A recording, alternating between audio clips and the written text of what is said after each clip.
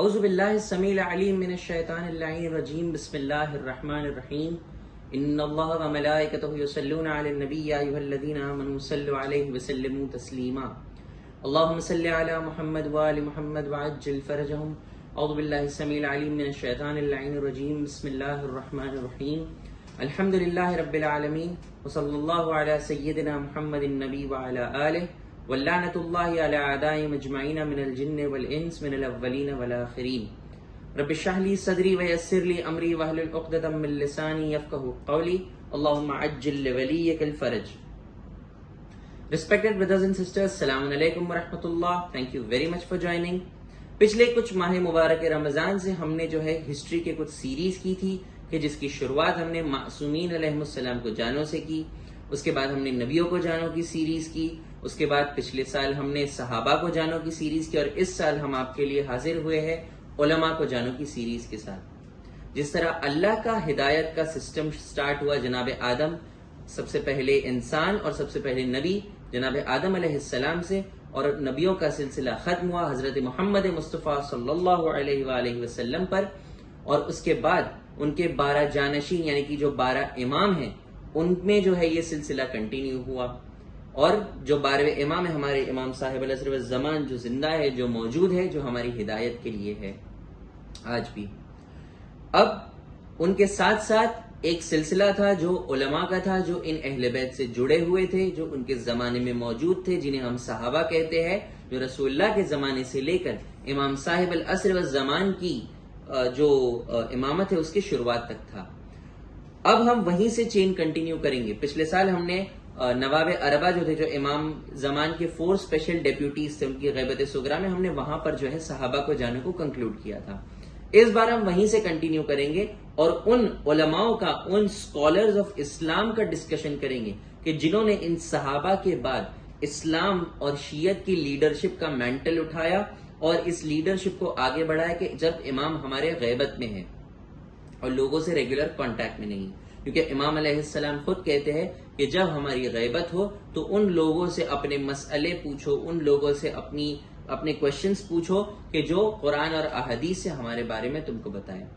اور جب ہم یہ سارا ڈسکشن دیکھتے ہیں تو جو سب سے پہلا نام آتا ہے جو غیبت صغریٰ میں، وہ تھے جناب شیخ کلینی علیہ الرحمہ.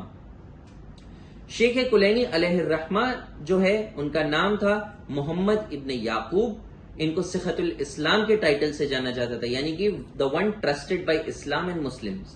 یہ سارے جتنے سیکٹس تھے ان میں ریسپیکٹڈ کیے، ان میں ان کی ریسپیکٹ تھی. ساتھ ساتھ جو 4 مین بکس ہیں شیعوں کی، الکافی، من لا یحترہ الفقی، کتاب التہذیب اور الاستبصار، ان 4 میں سے جو الکافی ہے اس کے آتھر شیخ کلینی علیہ الرحمہ ہے. شیخ کلینی کی ولادت 250 ہجری میں ہوئی تھی، یعنی کہ ہمارے امام زمان سے یہ 5 سال جو ہے ایج میں بڑے تھے. اور ان کی جو ڈیتھ ہے، ان کی جو وفات 329 ہجری، یعنی کہ وہ سال کہ جس سال امام زمان کی غیبت صغریٰ کمپلیٹ ہوئی اور غیبت کبریٰ شروع ہوئی.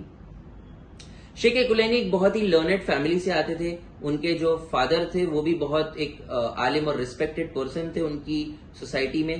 ان کی سٹارٹنگ کی سکولنگ رے کے شہر میں ہوئی، جہاں سے وہ تھے جو تہران کے بڑے قریب ہے، اور انہیں جو ہے شیخ الفقہاء یعنی leader of jurisprudents, leader of scholars کر کے جانے لگا رے میں. اس کے بعد وہ بغداد آ گئے اور وہاں پہ جو ہے انہوں نے درس دینا یعنی کہ لیکچر دینا شروع کیا. شیخ کلینی کے اراؤنڈ 36 ٹیچرز ریکارڈ کیے جاتے ہیں، جس میں سے کچھ پرومیننٹ نام ابو جعفر برقی ہے، علی ابن سمری ہے، اور علی ابن محمد سیموری جو امام زمان کے 4تھے ڈیپیوٹی تھے.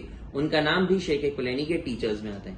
ایک اور جن کے پرومیننٹ ٹیچر تھے وہ تھے جناب علی ابن ابراہیم کمی، جنہوں نے تفسیر کمی لکھی قرآن مجید کی. اور یہ جو علی ابن ابراہیم تھے وہ 11ویں امام حسن عسکری علیہ السلام کے اصحاب میں سے تھے. شیخ کلینی کی کچھ جو مین بکس ہے وہ رقۃ الائمہ، انہوں نے کئی ساری کتابیں لکھی تھی. کتاب الرجال ہے، کتاب تعبیر الرؤیا، اور کئی ساری ان کی کتابیں ہیں. لیکن جو ان کی مین بک ہے وہ ہے الکافی، جس کی ایک والیوم کی ایک پارٹ کی کتاب میں آپ کے سامنے حاضر کر رہا ہوں جو انگلش میں ہے. الکافی میں جو ہے شیخ کلینی علیہ الرحمہ نے 16,199 احادیثوں کو جمع کیا ہے، 16,199، اور یہ حدیث میں سے ریپیٹ نہیں ہے.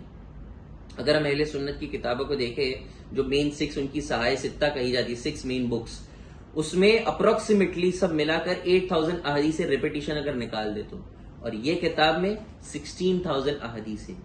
وہ کتابیں عباسد گورنمنٹ جو تھی ان کے سپورٹ سے لکھی گئی تھی, جبکہ یہ کتاب تب لکھی گئی تھی جب شیعوں پر ظلم ہو رہے تھے, شیعت خطرے میں تھی, امام زمان کی غیبت شروع ہوئی تھی اور شیعت میں بہت کنفیوژن تھا کہ کئی سارے لوگ امام کے جھوٹے ڈپٹیز ہونے کا دعویٰ کر رہے تھے.